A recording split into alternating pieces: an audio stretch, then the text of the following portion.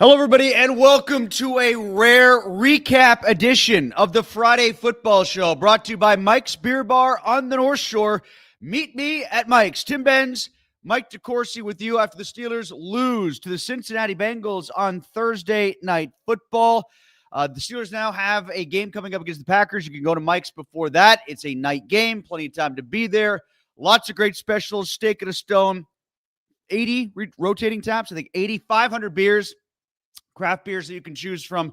Great place to go before any game on the North Shore. Or just go tonight to watch hockey, baseball, whatever your viewing pleasure might be, college football tomorrow. It was not pleasurable to watch the Pittsburgh Steelers defense against the Cincinnati Bengals on Thursday night. There was a lot to view in this game that wasn't pleasurable at all, and we are here to allow you to vent about it.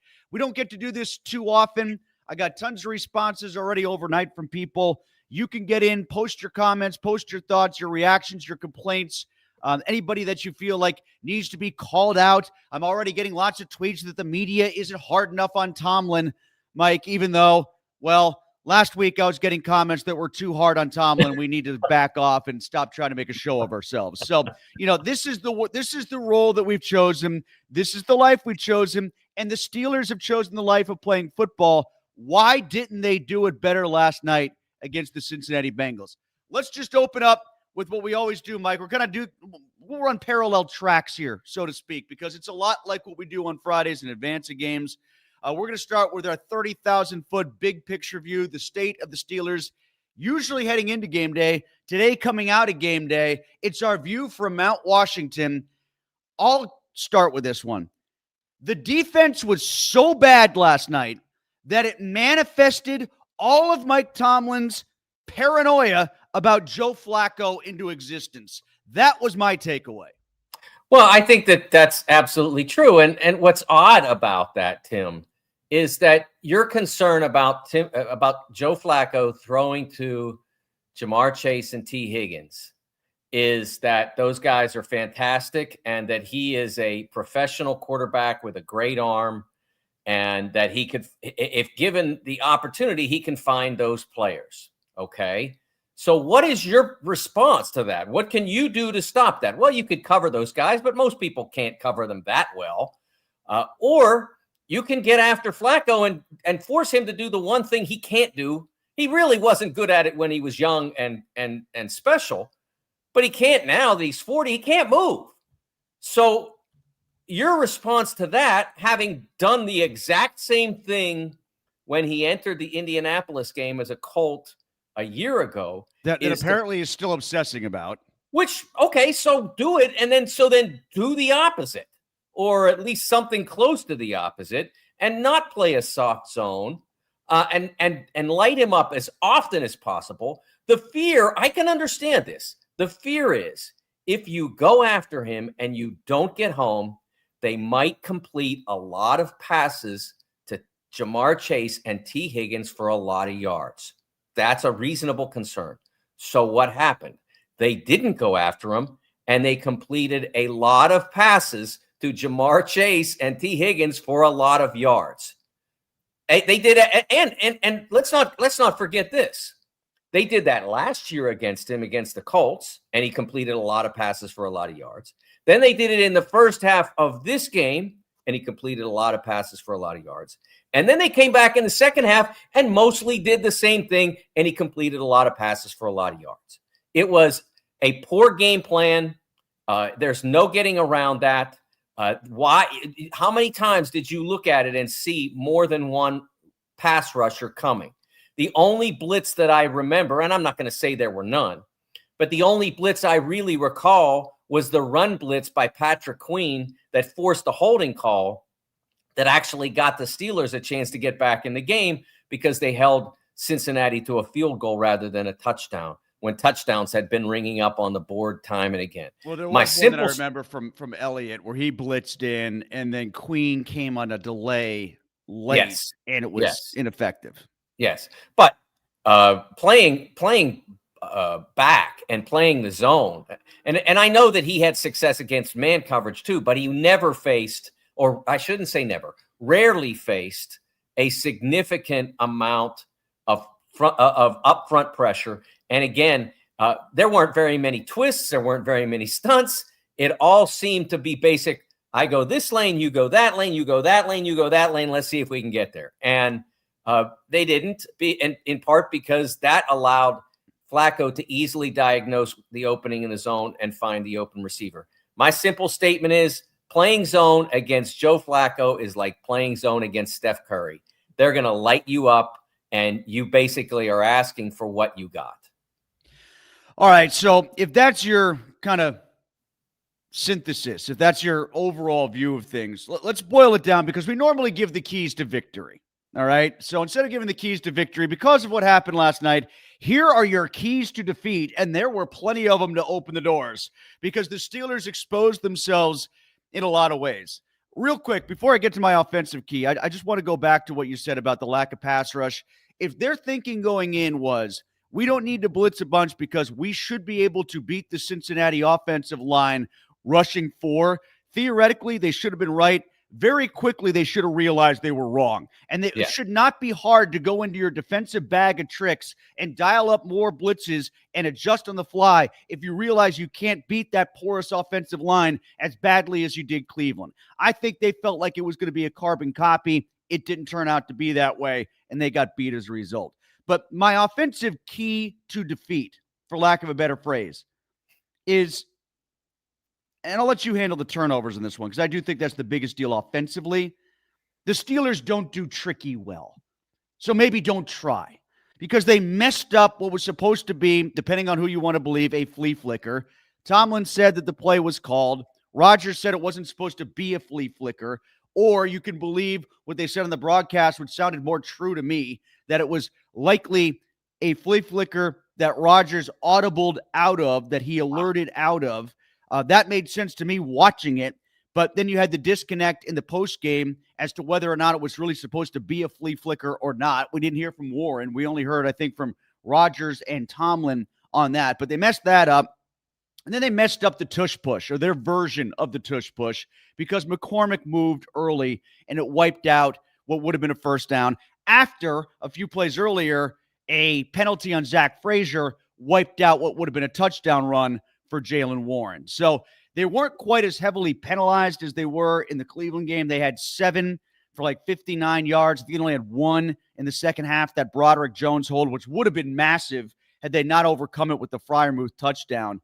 But I don't want to hear the complaints that I was seeing online about, oh, the Eagles never get called for that. The Steelers get called for that. Why do the Eagles never get called for that on the tush push? Shut up. It was a right call. He started early. I think Fautano actually might have even started earlier than McCormick and got McCormick going. They just decided to call McCormick. Whatever the case, it was a legit call, but the Steelers tried to be tricky a couple times last night, and it didn't work. You left out the semi-reverse tight end screen to Darnell Washington on the right side. That was a complete disaster. That was a terrible call. And I thought that fed into the sloppiness on offense. I mean, they weren't obvious. They scored 31 points, so they weren't awful on offense, but they were in parts sloppy on a night where they could have been absolutely dominant. You saw Aaron Rodgers kind of get impatient, and I think it may have begun with that botched flea flicker. Look, I don't know what happened, and I think the idea that he audibled out of it kind of makes sense because, like, Jaylen Warren is not in the habit of turning around and pitching the ball back to his quarterback unprompted.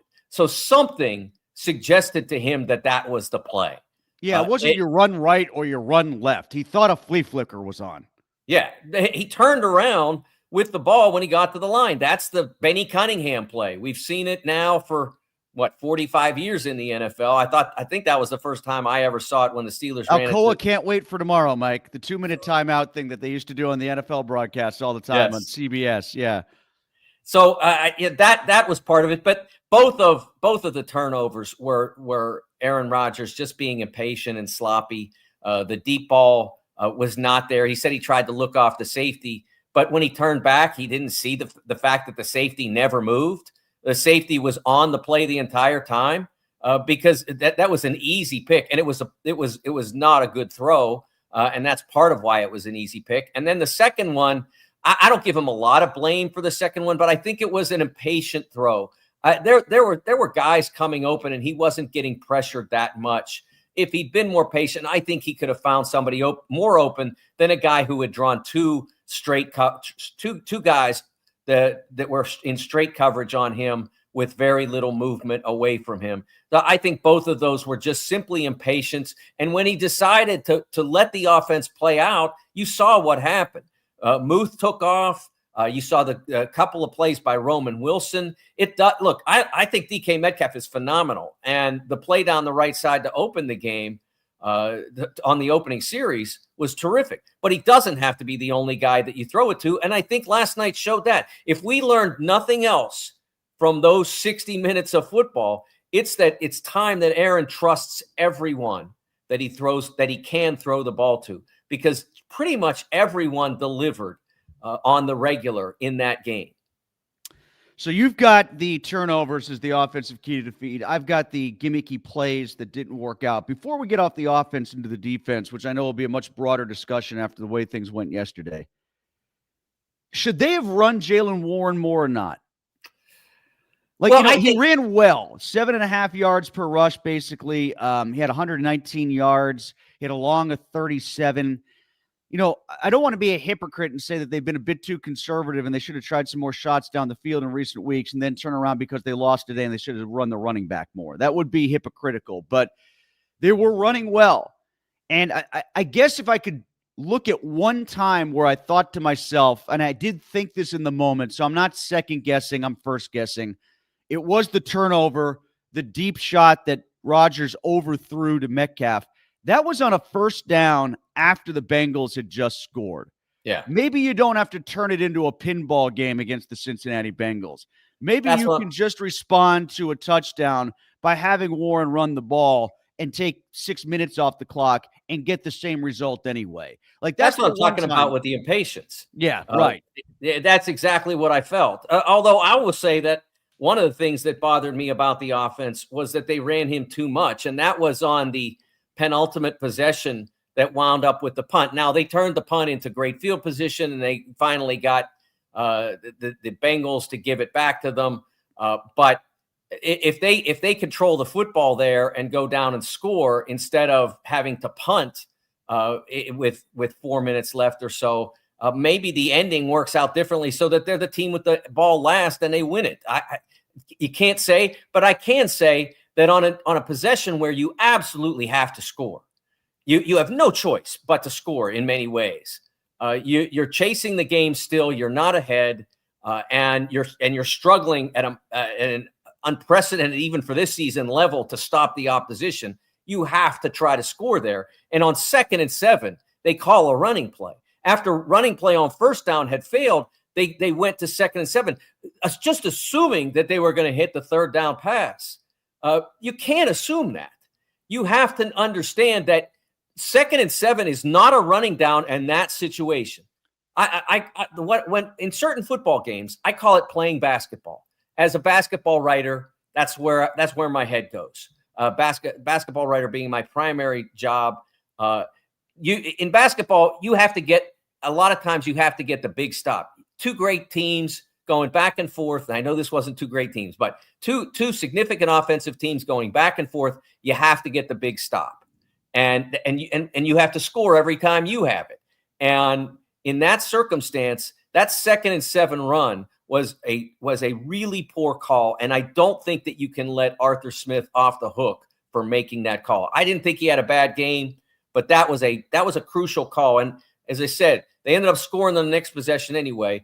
But it's serendipitous that it almost worked out. I mean, if they score there, maybe those last minutes go differently, and they, like I said, they maybe end up with the ball last and the chance to win instead of the Bengals. Well, let's get to our defensive keys now. I'll go first here, and I'm going to say it this way. I'm going to frame it this way. I'm disappointed the secondary isn't what it was supposed to be. I'm disappointed the front seven wasn't what it can be. Yeah. Because I don't know if the secondary is going to be as good as they think it can be. This was the litmus test. This was they got Ramsey and Slay for this. I'm not saying that. Tomlin said it. Omar Khan said it. Terrell Austin said it. We got those guys for games like this where we got to see Chase and Higgins. All right, so first test, big F, because it didn't matter who was guarding who, they got roasted. So the secondary isn't what it was supposed to be. I'm disappointed that's not the case. I'm more disappointed in the front seven, because the front seven should have been good enough to win with 4 when they wanted to win with 4. And, if you get 16 quarterback hits and 6 sacks against Dylan Gabriel, you should be able to get more than 2 sacks against Joe Flacco. And what was it, like 6 quarterback hits or just 3 or 4 pressures? I don't know what it was in the final analysis, but it wasn't enough. He was not bothered enough. And I will take umbrage, Mike, with what you said earlier about how Joe Flacco can't move. My God, that was Mike Vick dipped in Lamar Jackson and rolled in Josh Allen. That run that he had, that glacial 13-yard run on the read option. It was like the watch it in 3/4 speed version of what Justin Fields did to TJ Watt in the Jets game. It just happened much slower as Flacco went around Alex Highsmith to get that first down. Well, I mean, Joe is 40 years old. I am significantly older than that. And I could have gotten around into that space as much Mike, room on my as there crutches, was. I could have gotten that first down. Yeah, exactly. You got me there.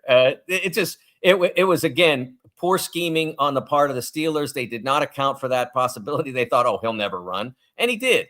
And it wasn't that punitive. They had much more punitive plays, but it was an indication of all that was wrong with the Steelers defense on this night. What's interesting about the fact that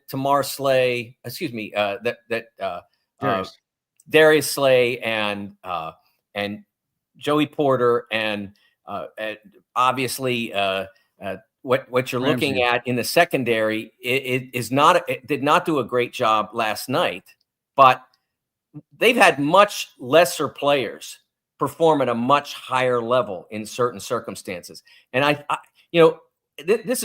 going to go and say something that I thought about talking about at the end of the show, but there is an obsession in the Steelers nation, so to speak, whether it's the fan base or it's the people who cover the team, comment on the team, about getting another wide receiver. And I am telling you right now that if the Steelers were offered, okay, here's a second wide receiver that can really help you, and here's a free safety that can really help you, I would take the safety 100 times out of 100. They are so poor in the secondary. They're getting nothing from their safety play at all. Nothing. They get no help from those guys. On occasion, and I'm not talking about Deshaun Elliott as a strong safety, as a run support. He didn't have a great game last night, but he had issues and all that. And but the free safety play, when they traded Minka, they made a significant choice that having a highly capable cornerback is more important than having a highly capable free safety. And they're seeing now that there are times when that's true, but there are also times when it's not. And they are not getting adequate safety play at that position. It doesn't matter who they put there. It didn't matter throughout these 6 games so far. They are not getting, whether it's Jalen Ramsey or Thornhill or whoever, Clark.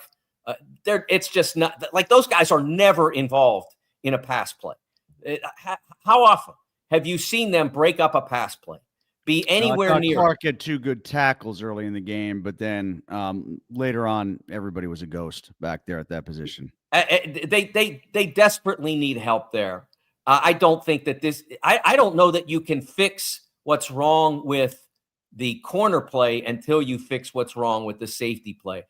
I've never seen a team get roasted on in plays like they do, on slants, on any in play. I mean, they can't stop it. It didn't come up a lot against Cleveland. It didn't come up a lot against Minnesota, but they got absolutely hammered with that by New England. They did last night. We thought in those two middle games that perhaps they had made some adjustments and were better at it. But then, look, you're going to give up yards and catches to those two guys, but you can't give up that many, and you can't allow it against a 40-year-old quarterback. What was your defensive key you wanted to bring up about forcing Chase in particular to certain spots in the field? Yeah, I thought that they played him to go inside on way too many occasions. Look, Flacco didn't miss a lot, but when he missed in this game, it was always to the outside. He didn't hit on nearly as high a percentage of his outside routes as he did on the inside. On the inside plays, the only plays that weren't completed were a couple of grounded shots. Those Aaron Rodgers specials that you see when nothing's working and you throw it at the receiver's feet. He missed a couple of those, and he had a couple that were dropped. Otherwise, he did not miss on an inside route. But on occasion, he missed on the outside. So instead of forcing them to the outside, where you don't even have to have a good safety when you force to the outside, because you have the added defender of the sideline. The sideline becomes the added defender. On the inside, you had no help at all. You were just smoked, catch, however many yards are available after the catch. If the corner's somewhere close, you might trip him. If he's not close, there goes Chase for another 25, 30-yard gain. I felt like they played to the inside way too often, and that had a significant impact on the outcome. Well, I have to admit this. I did this to myself, but I got ahead of myself on the bonus key because I was talking about the penalties. So I will just throw one addendum for my bonus key. And it's not so much a key as to why they lost.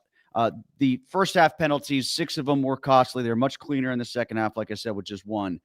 But I do have to throw a quick detour in on this about the officiating and say, for God's sakes, can we at least just make the initial call on the field before New York jumps in your headset to tell you what to do? You're out there, make the call. You can be overturned. And at this point, I don't think anybody really cares or pays attention to what ref blew a call if replay gets it right. Make the call.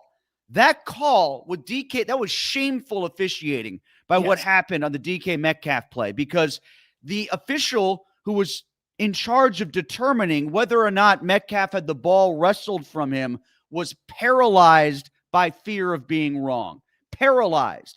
Like, DK had the ball, the defensive back made a great play, wrestled the ball away, and you can see, Mike, the official, I think it was the side judge, reaching for the beanbag because he thought he saw that. He thought he saw the cornerback take it away from DK. He was paralyzed by indecision. He couldn't figure out if he was going to throw the beanbag or not.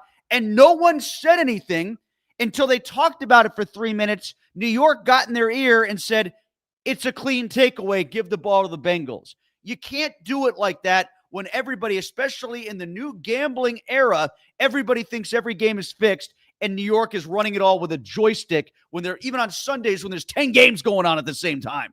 So you got to at least make a call on the field. Well, given the number of calls that crew made incorrectly last night, I can understand why they might not want to make another. Oh, I'm going to get this one wrong. Like, those guys were so bad that I tweeted out midway through the game after one of their many blown calls that this is the worst officiating crew in the NFL, and that they were living up to it.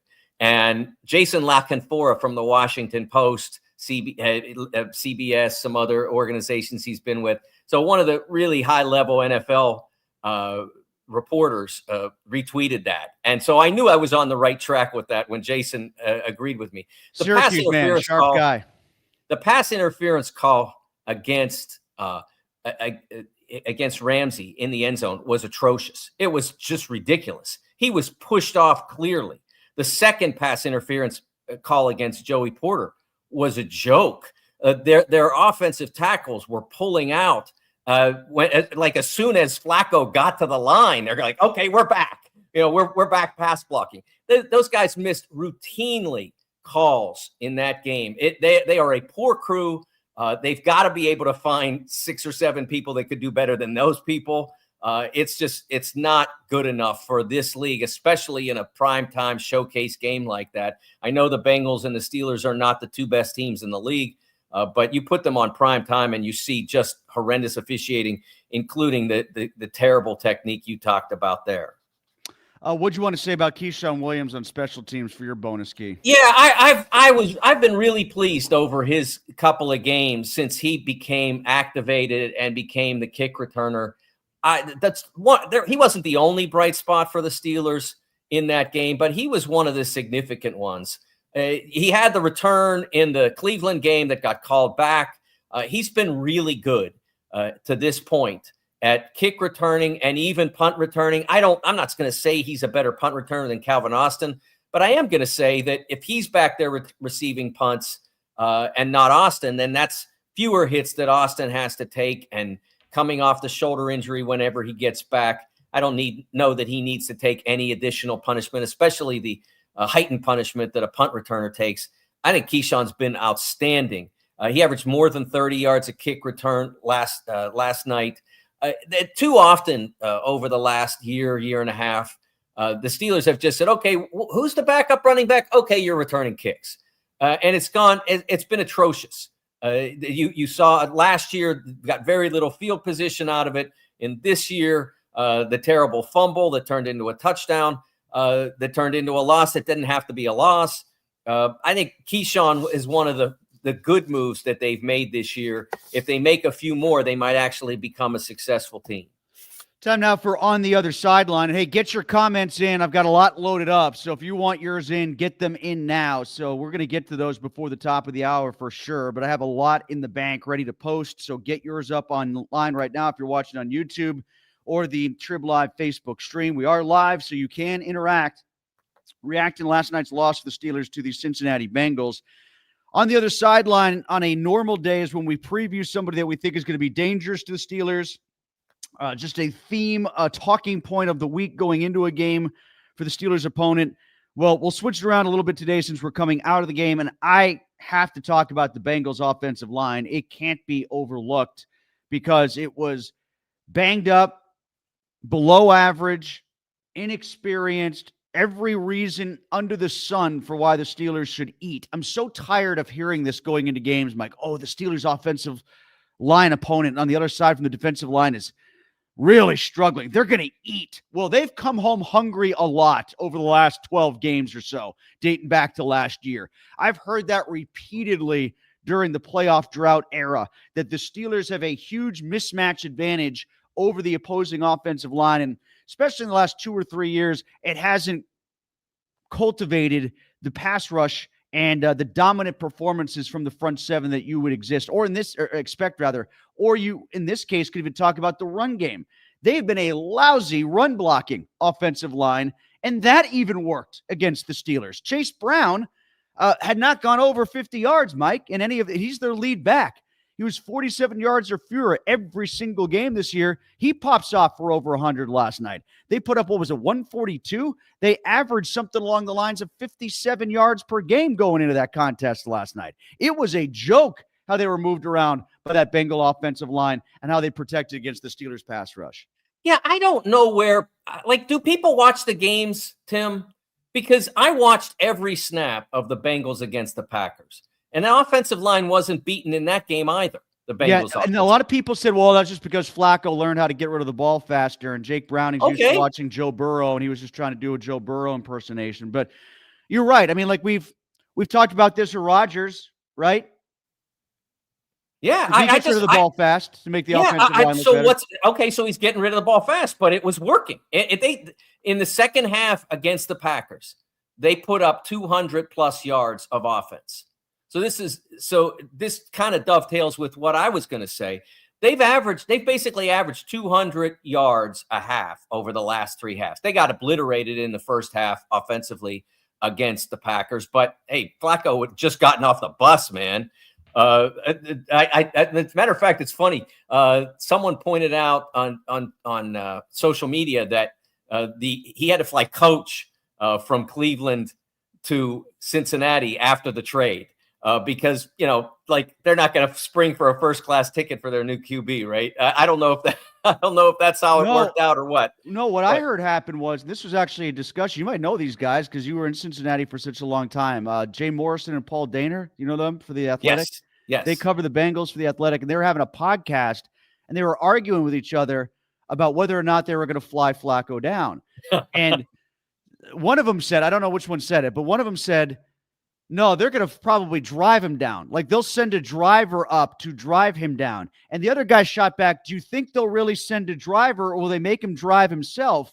And then I guess at a press conference, kind of unrelated, somebody asked Zach Taylor, have you had a chance to talk to Joe yet after the trade?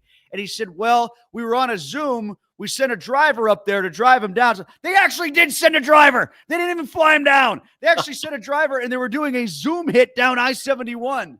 Oh my gosh. That is typical Bengals. You can't say they don't spend money on wide receivers, but other than that, not a lot. They have been in the last three halves a challenge to play against. And that's not surprising to me. As long as Flacco is upright, he's going to find guys. He's got a good arm. He still does. He just wasn't upright, and there weren't a lot of guys when he was with Cleveland. So I think that I'm not surprised at all that he had success given what he was going against on Thursday night. He was not pressured enough, so he's going to find guys. And the run part, I'm going to go ahead and say that it was all because the Steelers were thinking Jamar T, and spent the whole night thinking about that. I think they played light a lot. They didn't play Cole Holcomb on as many snaps early as they would ordinarily because of that fear that I just talked about. Those two guys, I think that dictated their whole game plan. The problem was that dictating the game plan in that direction wasn't working, and they never changed it. I understand your concern about that. Those guys are fantastic. They're the best wideout pair in the league, and one of the best we've seen, period. But if you're going to gear up to stop those guys, you got to come close to stopping them. And if you're not going to stop them, then you have to stop everybody else. And that didn't happen. Time now for our stat pack. It's the most telling stat of the game. I'll go first here, Mike. All right. So these all numbers, they dovetail together. All right. 0, 2, 3, 72. No turnovers, 2 sacks, 3 tackles for loss, 72 plays. So 72 plays, and 5 of them went bad for the Bengals.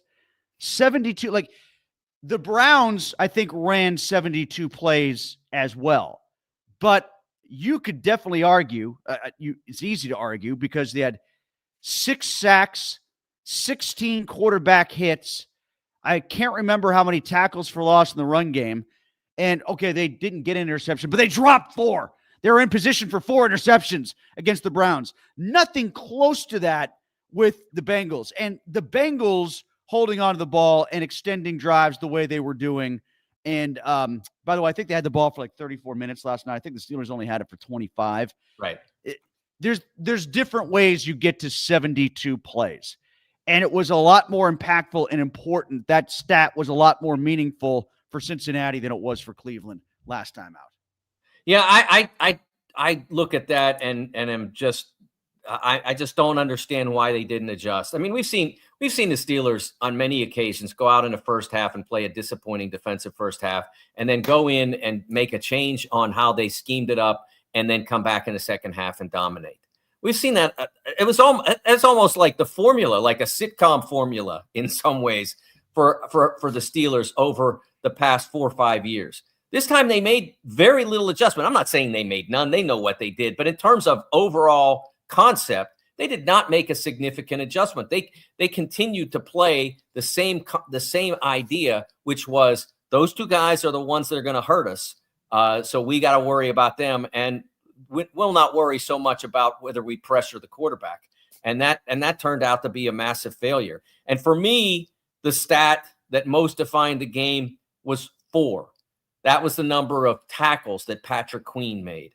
Now, Patrick, as I mentioned before, that generating that holding call with that Troy Polamalu style run blitz where he absolutely timed it perfectly, got through the gap, forced a hold call. That was a huge play.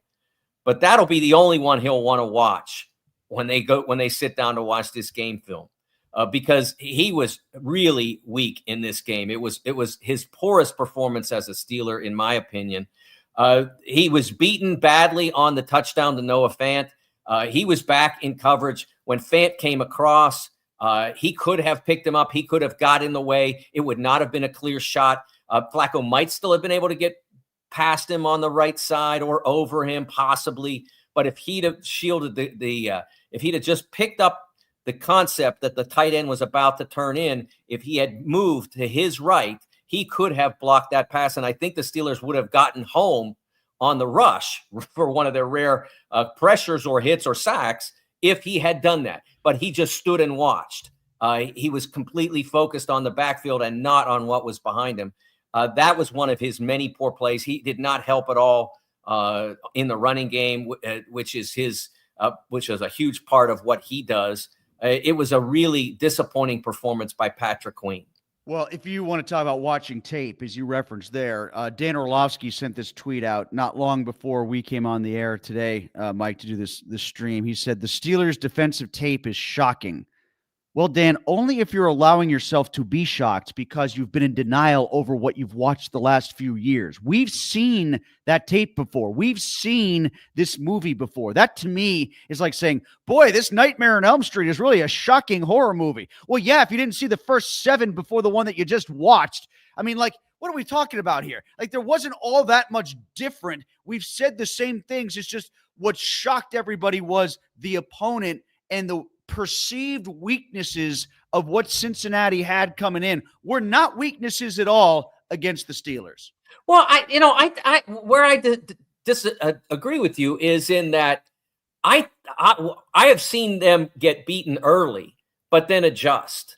It's pretty rare. Now it's not been rare in this season. I mean, this is 6 games now. They've played 4 terrible defensive games.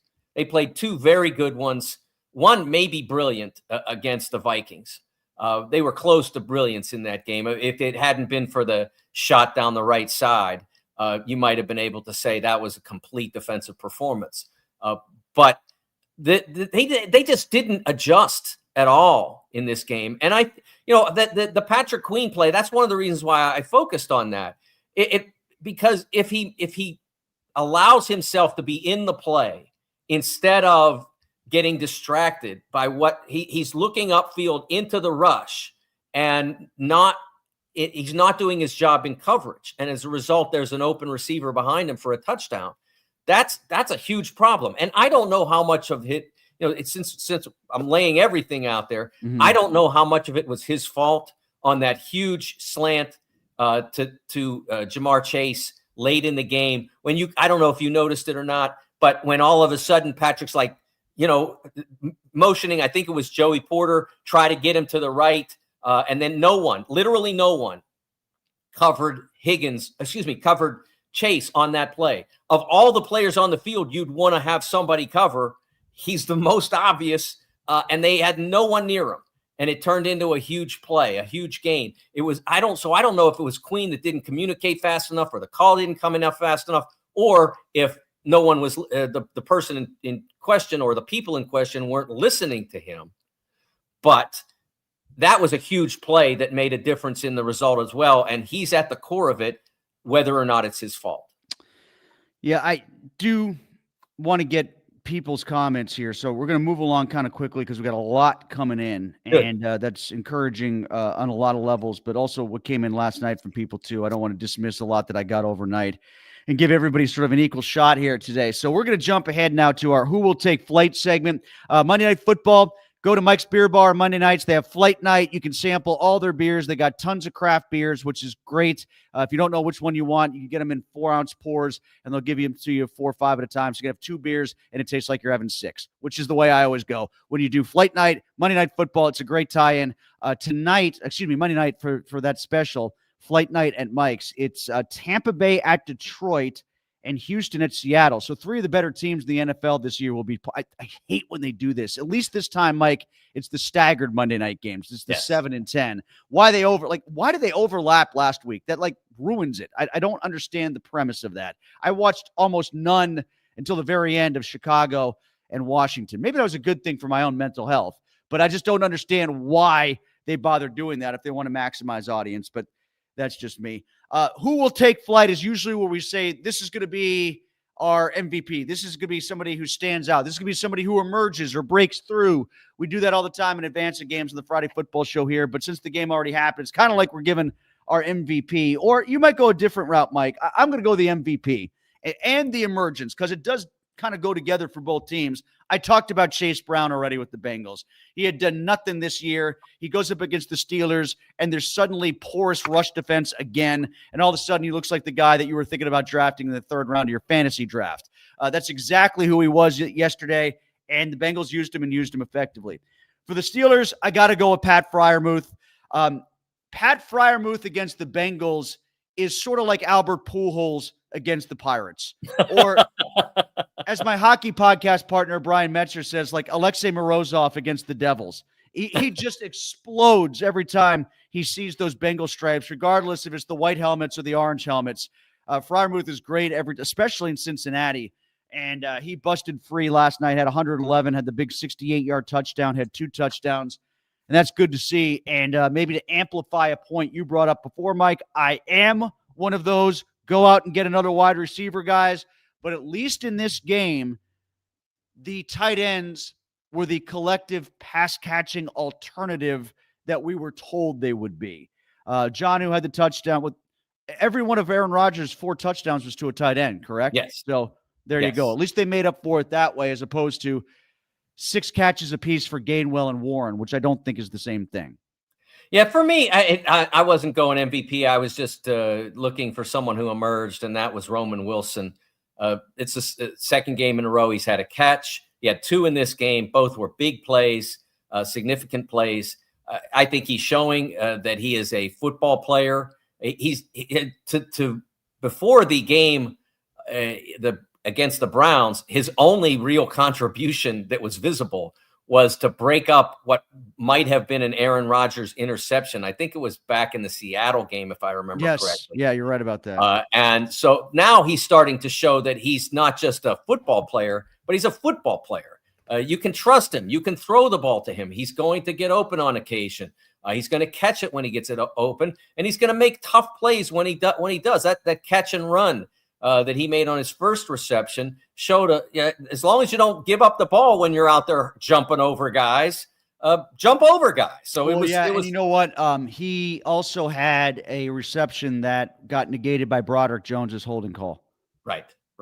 That was a big penalty. It was the only penalty they had in the second half, but it looked like it was going to be huge. Yes, because Wilson had gotten the first down to extend the drive, and maybe it was even huge in the final analysis. Mike, I'm kind of thinking out loud on this, but maybe. And by the way, since I was ripping on the refs, that was a terrible holding call.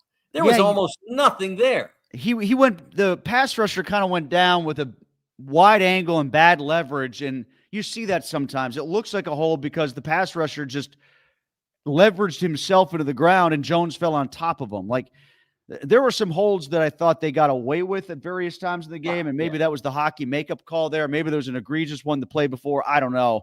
But, as holds go, I'm surprised that one got called when others didn't by this crew, which, by the way, had 69 holding calls last year and 17 already this year. So they love to throw that flag, but they kind of threw it against the defensive backs more than anybody because Joey had 2, like he always seems to have in Cincinnati, and Ramsey had a pair. Yeah. So the Zach Frazier one, I do think was a legitimate call, though, that wiped out the Warren touchdown. Yeah, and for me, on the Bengals side, Darius Mims, their first-round tackle in 2024, going the right side, going up against T.J. Watt, was that really T.J. Watt that he was going up against? Because it sure didn't seem like it for most of the night. Watt wound up with half a sack and 1 tackle. Yeah, until he got that Darius Mims, man, he's putting that one on the wall. That game is he's gonna put the game, frame the game program or whatever, because that was a big night for him. Thought or two, Mike, around the league before we get some comments. Now that the Steelers are done for the weekend, I'll just say this. I'm really interested in watching the Chargers-Indianapolis game because those are 2 future opponents for the Steelers coming up here. I want to see how real they are because, again, this underscores if the Steelers can lose to the Bengals in this situation, they can lose to anybody. And, sometimes they go through these ruts where they have a bad loss and you think for sure they've got 2 or 3 games coming up against teams that look better than them. Well, how can they beat them if they just lost to whatever crappy team it is on the road from the AFC North and they end up winning 2 of 3? Maybe this LAC versus Indy game will sort of give us more of an indication of how true these teams really are, because Indy looks like the best team in the AFC right now. If you just look at the stats and you look at the final scores, but it's Indy. Like, did you even think they're going to win the division? Well, when you say that, let me stop you for just a second. There's a lot of conversation about that, and I am not trying to diminish what they're accomplishing. But when we start talking about them in that echelon, look at who they've played and look at who they've beaten. It is not an impressive list. Like, they did the job they were supposed to do, which the Steelers did not do last night. But other than Denver, and we all know what happened in the Denver game for them to win it, that they're really the list of victims was not impressive. Now, as far as the Colts are concerned, this is a big game for them because they don't have a lot of these games. Like, because they get a couple of shots at Tennessee. So they have other games on their schedule that are not super imposing. So they do have this game. They do have the Steelers coming up. Some other difficult games. Houston looks like they're coming around. Jacksonville seems like they're coming around. So there's more competition in the division than it looked like early. But they still, to this point, have not played an overwhelming schedule, and it doesn't get super overwhelming as they go. I don't know if I'm going to get up early enough to watch it, but Rams and Jacksonville is kind of an interesting game. The other LA team, I want to see who's more real there. And I also want to see who's more real between San Francisco and Atlanta. I think it's Atlanta right now because I just think the injuries are really going to catch up to San Francisco. Right now, you got San Francisco leading the West with a -point differential. The Chargers are leading the West with a +2 point differential. The Steelers, I imagine they've got to be pretty close to a -point differential now after last night. It's got to be right on the bubble after last night. And who am I forgetting that's also in that realm? Somebody else is leading their division with a minus. Oh, the Eagles are leading the NFC East with a -point differential as well. What's yours? I know you got one other point you wanted to bring up from across the league. Yeah, Tua having to apologize. Tua Tagovailoa having to apologize for calling out some teammates. And I don't believe he named names, but he called out some teammates for showing up late to meetings, internal team meetings. And a lot of the criticism, including from his own coach, Mike McDaniel, has been that wasn't the proper forum in a post-game press conference to air that. Like, when you're 1-5 and your culture is as broken as the Dolphins, what's the proper forum, Tim? When do you call out somebody for not doing their job? I don't like. It shows to me why the Dolphins are 1-5 when the coach comes down on him for those comments publicly, not like privately do whatever. But you came out and Mike McDaniel came out in his press conference. I think it was the next day, a look ahead type press conference, and complained about what Tua had said. If you can't call out 1-5 at that point, then then how is it retrievable? How will you ever get better? So yesterday Tua ends up having to publicly apologize for telling the truth.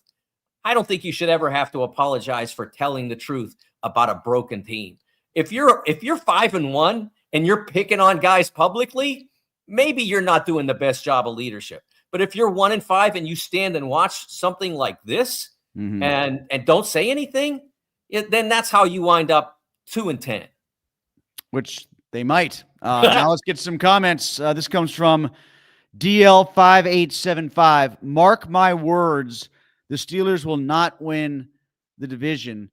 I got a tweet last night, one of the ones we had loaded up. I don't know if Frank can find it or not, but there was somebody who tweeted me and said, I can't wait for the Steelers to end up 6-7 instead of winning all this division crap or something like that. Words to that effect. They could still win the division at 6 or 7 wins. Like, I'm not ruling that out. They could be like an 8. If we had an 8-9 division winner get in yet in the 17-game format, have we had that yet? We have. Yeah, an 8 I believe 9 Tampa did that. Tampa Tampa wound up, if I remember correctly, it was a couple years ago. Tampa wound up having to go to Washington for a first round playoff game when Tampa was like 11-5 or something like that. I think this is the Brady years. And they had to go on the road to play their playoff game because the Commanders, or whatever they were calling themselves that year, wound up winning the NFC East at under 500. Okay. All right. I believe that happened. The division is so far behind the Steelers, and I think still wrought with so many potential losses. And unless Flacco's the cure-all for Cincinnati and Lamar is going to come back healthy, like that's the caveat here. That's the asterisk here, is that it very well could be a case where the roughest patch has already been gone through for everybody else, and the Steelers are about to have theirs. Like, I do think that the lead will be narrow, but, unless the Steelers really fritter it away, and unless the Ravens kind of get some jolt from the bye week and get everybody back, and Flacco's the real deal in Cincinnati, the lead just might be too much for the Steelers to fritter away. But it is early. I'm not ruling it out. And like I said, they could win it with a bad record. Don't be surprised if that happens. Joshua says, I really don't blame this on Coach T. The players need to make the plays, plain and simple. Thursday night football sucks. At least it was entertaining. Yeah, I don't think there was a Thursday night football problem. I've seen that game on Sundays. I've seen that game after bye weeks too for the Steelers in recent years. Not often after bye weeks. Remember, last week's stat was 4-14. Now it's 14-4. Now it's 15-4. They've been pretty good after bye weeks. I'm sure they've thrown up a clunker here or there, but I do think there was some Thursday night football in that. I think that had something to do with why there wasn't more energy from Cam, for instance, et cetera. But they planned ahead as well as they could for that. The Bengals were coming off a game that was far more difficult, much more demanding than what the Steelers had. The Browns are not awful, but they're not the Packers. So in terms of how the Steelers performed, you can say they performed at this level because it was Thursday. But they should have their level, whatever their level was, should have been able to be better than the Bengals, who also played 4 days earlier, actually had a couple of hours less rest than the Steelers did, because the Steelers played the early afternoon game and the Bengals played the 4:25 prime slot game. So, no, I don't think that was a Thursday night problem, but in the sense of the result, but it could have been at least slightly in the performance. This comes from Donnie, who says, Tomlin was right. This D is historically bad. This tinfoil curtain watched a 40-year-old man run for a first down. That isn't the standard here. The 40-year-old man, I'm telling you, it's just, I don't know what Andrew Berry and Cleveland are thinking right now. I think that there's a portion of Cleveland saying, why did he drag us into this, I don't know, this rabbit hole that Tomlin went down and talking about the Browns' angle to this. Like, I think there are people in Cleveland going, what did we do? Like, we have two rookies. We gave them away. We got to pick back. We weren't going anywhere with them. This isn't our fault that you have a Joe Flacco problem, Mike. But at the same time, if you're in Cleveland watching that, you're saying, we couldn't get anything better out of him than this. I mean, right. There's not a lot of situations, Mike, where I think there's legitimacy to the point where the receivers make the quarterback or a receiver makes a quarterback. But there's got to be something with this one, with those two guys, based on what Flacco looks like now, as opposed to what he looked like in Cleveland with similarly troubled offensive line issues, tight ends instead of wide receivers to throw to, and a young running back as opposed to a guy who was underachieving. They should have still gotten more from Flacco than they did, but these receivers are making the best out of him, at least in the short term, it appears. No question. But remember, they didn't get a pick. They got a pick swap. They gave up a 6th rounder to get a 5th rounder, and Flacco was thrown into the deal. So all they did was move up 1 round at the back of the draft and gave away a player who did what Flacco did last night, drove his team to 476 yards. So at the very least, if you're a Browns fan, you have to be thinking that your GM basically gave away someone who should be able to help you win a football game. Gave them away. I mean, a 6th round to a 5th round, that's a giveaway. You might as well have sent him in the car yourself, right? We're not only going to give you a 6th rounder, we're going to put him in a limo and send him down 71. We'll do that for you. Sponsored by Dude Wipes. So much want to see him go. Because Dude Wipes sponsors everything else for the Browns. The Joe Flacco trip down I-71, sponsored by Dude Wipes. All right. Nothing here says Tomlin said that they doubled Chase. I never saw that. So would love to hear if you saw it. Oh, I can tell you one time they doubled him and they doubled T. Higgins, and Yoshi Voss caught a 37-yard pass from Flacco, and he talked about it openly in his post-game press conference and on the Prime Video post-game with the play running over his diagnosis of it. So, like, they were looking for that. He said they were looking for that. Actually, yes. Jamar Chase said after the game they did exactly what we expected them to do, which was T getting guarded by Joey, Ramsey on me. Well, that might have been largely the case, but yeah, they did double him a couple times. Didn't work. It wasn't enough. When it was enough, they did something else. If they were doubling on the outside, they ran it with Brown, or they threw it to Yoshi Voss, the tight ends. The tight ends had a couple catches that were of import. So I don't know. Like, that's why Tomlin was so afraid of Flacco, I guess. But man, if you need Jake Browning to be the opposing quarterback to win, or else you feel uncomfortable because you're playing a 40-year-old guy, then I don't care if you win the division or not. You're not a threat in the postseason. Yeah, it just, again, it goes back to they coached with the concern about those two guys, but they never countered by saying, look, those guys are catching the ball anyway. We can't let the ball be thrown. They never countered with that. We can't let the ball be thrown. And if it's thrown, it has to be under duress. There was the Steelers never switched their tactic to, if they hit us with an 80-yarder, how is that worse than them hitting us with 4 20-yarders that still cross the goal line? It's not. And so that's what they never adjusted to in that entire game, was go after Flacco, make him uncomfortable. He can't move. He is not getting away from a significant pass rush. On the few occasions when they got home, there were very few. Did he look elusive at all? No, he went straight to the ground. Every time they got close, they made an impact, but they didn't endeavor to get close often enough.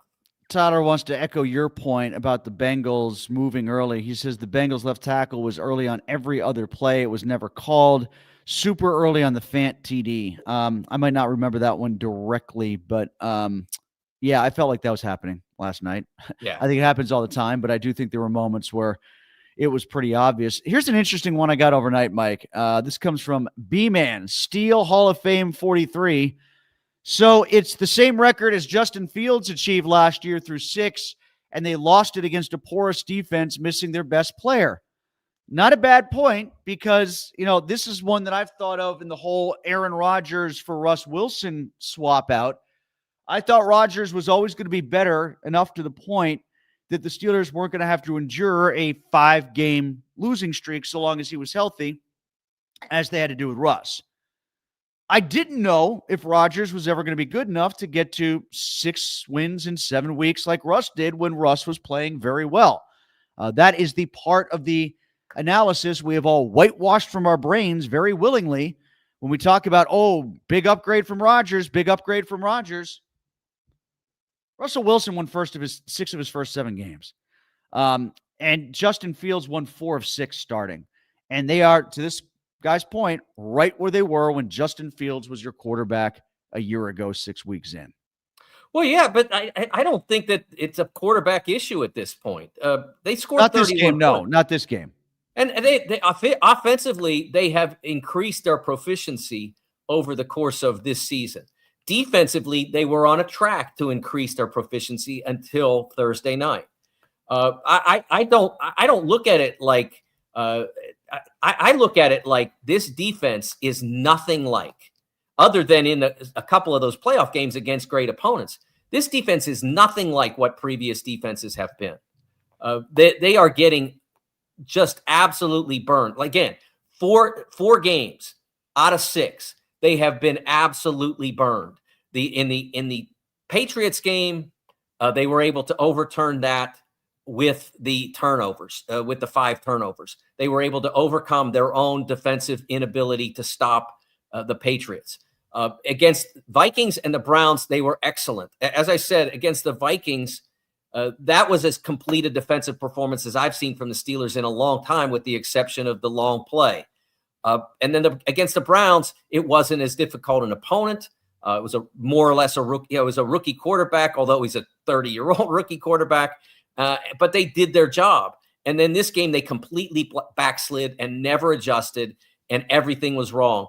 So now they have to go back and say, no, this was the aberration. We are better than we were those first 3 games. What you're seeing is the preponderance of the evidence, if you were in a court of law, would say this is a bad defense.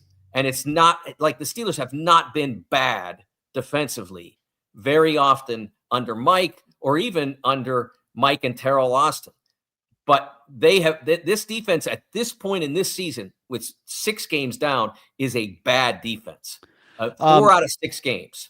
Real quick, Mike, because we're beyond time already, but I do want to get Calvin's question in here, and it's 30 seconds we'll do on this, because I saw this more than I expected to see this.